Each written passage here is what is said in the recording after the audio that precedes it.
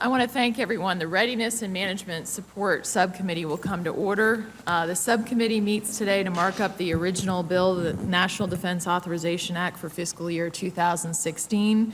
I want to thank Ranking Member Kane. It has been a pleasure to work with you on this subcommittee and to work together. I also want to thank the staff who have worked very hard on this, the minority staff, John Quirk, Mike Noblet, and Ozga Guzelsa, as well as Military Legislative Assistant Ryan Colvert. I want to thank the majority staff as well, Cord Sterling, Bill Greenwalt, Brad Patu, Jeremy Hayes, and Elizabeth Everett, as well as my staff, Brad Bowman, Rob Gannum, Brian Clark, and Matt Reeder. I am pleased to preside over this Readiness Subcommittee mark, which can occur in an open mark in a very transparent way. Before proceeding, I want to make a few comments about this mark.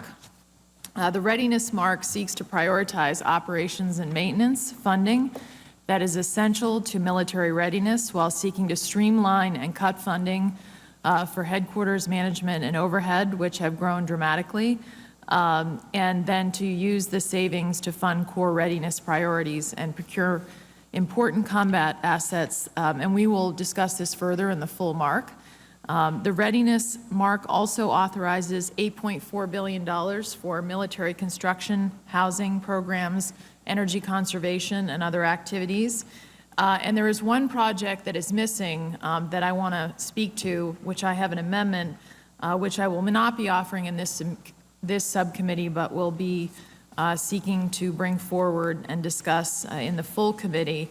And that is an amendment that I have that is sponsored by Senators Shaheen and Rounds.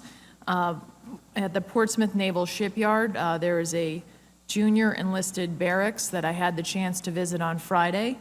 And this is for our junior sailors when they are maintaining the attack submarines. They can stay in these barracks for up to 18 months. Originally, the Department of Defense had this as a priority in 15, then moved it to a priority in 16, and now they have it in 18.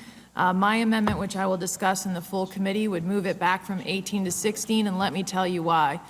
When I went there on Friday, I saw firsthand, number one, there's no fire suppression system for this barracks, and so I'm worried about the safety of these sailors, junior enlisted sailors, should they try to leave the barracks and there's a fire situation.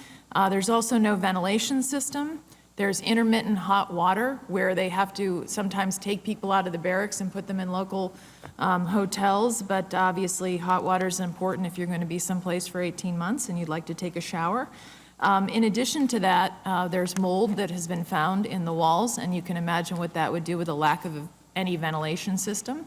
And then there's asbestos in the floors. So I am waiting to speak this afternoon to the Vice Chief of the Navy and looking forward to speaking to her about getting some clarity from the Navy that this is one of their unfunded priorities, and then we can discuss this in the full committee. I want to thank certainly Senator Shaheen and Round for co-sponsoring this effort. I am pleased that the Air Force's budget does include a $2.8 million request to upgrade the flight simulator building at Pease Air National Guard Base to prepare for the arrival of the KC-46A.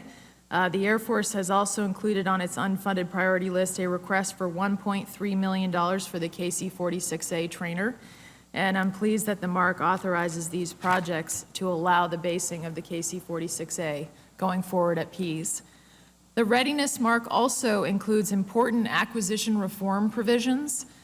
In this era of growing threats and shrinking defense budgets, the old methods of acquisition and all of the information that we've all received in this committee of acquisition overruns are no longer sufficient, and I know all of us share this concern.